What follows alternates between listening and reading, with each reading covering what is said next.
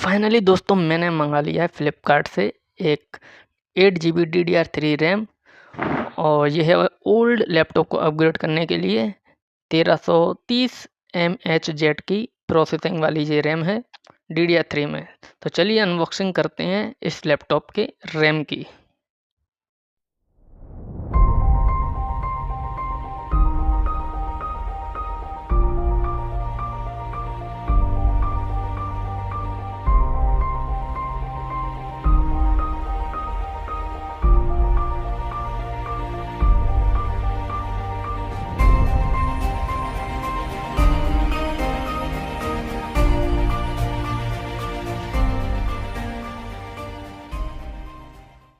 तो फाइनली ये मिल चुकी है मुझे रैम।